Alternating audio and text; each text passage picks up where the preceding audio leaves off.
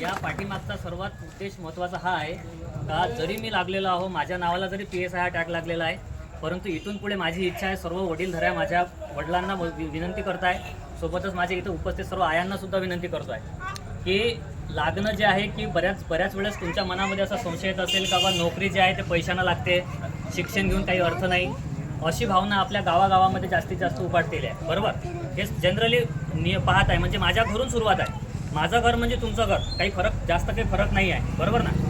तर हे आज जे आहे असत्य ठरलेलं आहे, हे तुम्ही बघू शकता. बरोबर नाही का? तर या संपूर्ण बोलण्याचा माझा एकच उद्देश आहे की स्वतःच्या डॉक्टर बाबासाहेब आंबेडकरचं स्टेटमेंट आहे की पायात चप्पल नसली तर चालेल, परंतु हातात का असलं पाहिजे? पुस्तक असलं पाहिजे. दुसरं महत्त्वाचा उद्देश तुम्हाला हे सांगत आहे बोलण्याचा की शिक्षण म्हणजे नोकरीवर लागणे हाच उद्देश नाही आहे. लक्षात घ्या, कोणतीही गोष्ट करण्यासाठी शिक्षणाचीच आवश्यकता आहे. तुमचे जर कधी मुलं संस्कारी घडवायचे असतील, तुमच्या मुलांना नोकरीवर लावायचं असेल किंवा कोणत्याही उद्योगात जाऊन जर कधी त्याला चांगला जर त्याचा जीवन जर कधी व्यतीत करायचं असेल तर त्याला शिक्षण घेणं खूप आवश्यक आहे.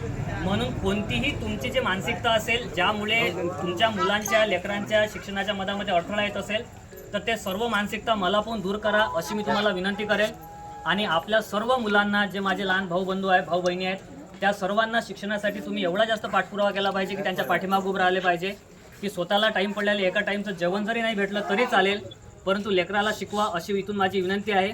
आणि उपस्थित माझे सर्व जे भाऊ बहिणी आहेत त्यांनासुद्धा विनंती आहे की कोणत्याही प्रकारची निगेटिव्ह मानसिकता स्वतःमध्ये न ठेवता शिक्षणासाठी चांगल्या पद्धतीनं प्रयत्न करा. हा जो प्रवास आहे एका दिवसात 2 दिवसात नसतो. गावातील अनेक लोक तुम्हाला टोमणे मारतील, बोलतील एवढ्या दिवसापासून गेला, काय करून राहिला, काय नाही करून राहिला. तर तुम्ही जेव्हा इथून बाहेर निघता तेव्हा तुम्ही तिथं काय करताय तुम्हाला स्वतःला माहीत असते, गावातल्या कोणालाही माहीत नसते. तर तुम्हाला माहीत आहे. बरोबर, आपला प्रामाणिकपणाच आपल्या पाठीमागे येतो. मी अमरावतीमध्ये असताना मी काय करतो ते हे मला माहीत आहे. गावातले अनेक पाठीमागं लोक माझ्या काय म्हणतो ते हे सुद्धा मला माहीत आहे.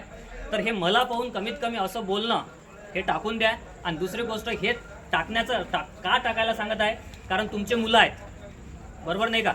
हे जर मानसिकता तुमची असेल तर तुमचे मुलं कदाचित पुढे जाणार नाही. म्हणून मग सर्व निगेटिव्ह मेंटॅलिटी बाजूला ठेवून आपल्या मुलांना शिकवा अशी माझी सर्वांना विनंती आहे. सोबतच इथं जे काही ग्रामपंचायतीचे सदस्य असतील, आपण सर्व ग्रामसभेचे मेंबर याच्याबद्दल काही हरकत नाही, पण ग्रामपंचायतीचे सदस्य असतील सध्या कार्यरत, या सर्वांना माझी एक विनंती आहे. एक लक्षात घ्या की गावामध्ये आपण कोणतं इन्फ्रास्ट्रक्चर तयार करतो या आधारावर कोणत्याही विद्यार्थ्याचं, कोणत्याही मुलाचं भविष्य डिपेंड करते. एक वेळा गावामध्ये ग्रामसभा झाली होती, त्या आयुष्यात पहिल्यांदा ग्रामसभेला मी उपस्थित होतो. त्या ग्रामसभेला उपस्थित असताना मी अशी विनंती केली होती की गावामध्ये लायब्ररी नाही आहे. तेव्हा ती लायब्ररी नसताना तेव्हा त्यांनी होकारसुद्धा दिलेला होता का लायब्ररी बांधेल. पण आज गावामध्ये लायब्ररी आहे किंवा नाही हा तुमचा स्वतःचा वैयक्तिक प्रश्न आहे. बरोबर नाही का? कारण जर स्वतःच्या घरातून सुरुवात नसेल तर बाहेर सुरुवात व्हायला खूप जास्त स्ट्रगल लागतो. माझा आजचा प्रवास हा 1 वर्ष 2 वर्षाचा नाही आहे. मला आज जे आहे अमरावती गाव सोडून 8 ते 10 वर्ष झाले. एक लक्षात घ्या, जर सुरुवातच गावात झाली असती तर कदाचित पाया इथेच पूर्ण झाला असता, जो पाया मला अमरावतीला जाऊन पूर्ण करावा लागला. म्हणून माझी विनंती आहे की सर्वांनी काय करा, सर्व गोष्टी बाजूला ठेवून कोणताही मुलगा गावचा हा प्रत्येकाचा मुलगा आहे, तो कोण्या एका व्यक्तीचा मुलगा नाही आहे. एक जर कधी पुढे जात असेल संपूर्ण गावाचं नाव रोशन होईल हे तुम्हाला माहिती आहे.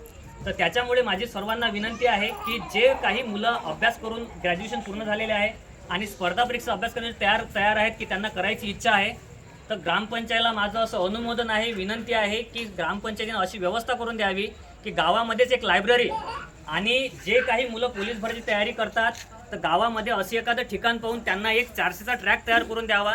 त्याच्यामुळं त्यांची पोलीस भरतीची संपूर्ण पायाभरणी हे गावातच होईल.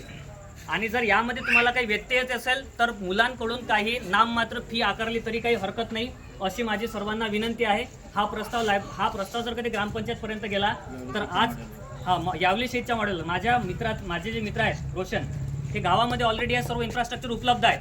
याचा बेनिफिट खूप जास्त होतो. आणि जर तुम्ही एवढ्या सोयीसुविधा उपलब्ध करून दिल्या तर ह्या गावामध्ये एक अशी परंपरा लागेल की प्रत्येक विद्यार्थी हा काय होईल, दरवर्षी 1 नाही 10 नाही 1 नाही तर 5 7 8 10 विद्यार्थी लागेल.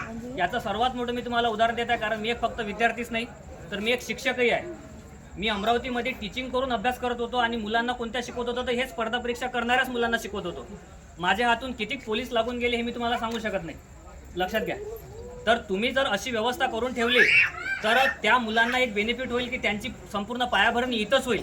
आणि तुम्हाला आणखी एक उदाहरण देतो की मागच्या वेळेस जे पोलीस भरती झाली त्या पोलीस भरतीमध्ये एका नांदगाव पेठ या गावातील 10 ते 15 मुलं एकाच वेळेस लागले. याचं कारण काय? याचं कारण आहे का तिथली व्यवस्था आहे आणि त्यांना अमरावती जवळ पडते. आपल्या गावामध्ये अशी व्यवस्था नाही आहे. त्याच्यामुळे जर कधी गावातील सर्व वडीलधाऱ्या मंडळींनी जर कधी असा प्रस्ताव मांडला तर हे तुमचे सर्व जे मुलं आहेत हे इथून पुढे निघायला किंवा नोकरीवर लागायला काय होईल, सुकर होईल. आणि दुसरी महत्त्वाची गोष्ट पुन्हा एक रिपीट करतो की शिक्षणाचा उद्देश हा नोकरी नाही आहे. शिक्षणाचा खरा उद्देश एक चांगला माणूस घडवणे आहे. जर तुमचे मुलं जर कधी तुमच्या घरात राहून सुद्धा जर कधी तुमचं त्यांच्यासोबत बनत नसेल आणि मुलं जर कधी तुमच्यामध्ये 2-2 शब्द होऊन जर कधी काही बोलत असतील तर याचा अर्थ असा आहे का त्याच्यामध्ये शिक्षणाचा अभाव आहे. त्याला जर कधी शिक्षण समजलं तर त्याला आईवडील समजतील. त्याला जर शिक्षण समजलं तर तो तुमचा मान केव्हाही ठेवेल, तो तुमचा कोणत्याही परिस्थितीमध्ये अपमान करणार नाही, जरी तुम्ही कितीही दारू पिता. एक लक्षात घ्या. म्हणून एक चांगला विद्यार्थी घडणे हा शिक्षणाचा खरा उद्देश आहे. म्हणून ॲटलिस्ट यासाठी तरी तुम्ही तुमच्या मुलांना शिकवलं पाहिजे. आणि एक विनंती पुन्हा आणखी करताय की इथं संपूर्ण उपस्थित जे माझे वडील आहेत या सर्वांना एक विनंती आहे, जर मुलाच्या पाठीमागं आई असतेच, आईचा काही प्रश्न नाही, पण जे वडील करू शकतात ते आई करू शकत नाही, हे जर तुम्हाला मान्य असेल तर म्हणून सर्व माझ्या वडिलांना विनंती आहे की तुम्हाला जेवायला कमी मिळालं तर चालेल, पायात चप्पल नसली तरी चालेल, पण वडिलांनी मुलाच्या पाठीमागे जर उभं राहिले तर मुलाचा प्रवास सोपी होतो. म्हणून तुम्ही जर कधी कोणते शौक करत असाल तर माझा शौकाला विरोध नाही आहे, परंतु एक जाणीव तुम्ही ठेवायला पाहिजे का बा आपले मुलं शिकत आहेत तर त्याच्यामुळे आपण त्याच्या पाठीशी उभं राहणं आवश्यक आहे. कारण आई कितीही पाठीमागे उभं राहिली तर तेवढी त्याची गरज पूर्ण होत नाही जेवढे वडील करू शकतात जर वडिलाला ती जाणीव असेल तर. म्हणून तुम्हाला अशी माझी विनंती आहे की हे तुम्ही आवर्जून एक गोष्ट लक्षात ठेवायची की आपला मुलगा जर शिकत असेल तर त्याच्या पाठीमागे उभं राहणं खूप आवश्यक आहे. कारण काम करून अभ्यास करण्यामध्ये खूप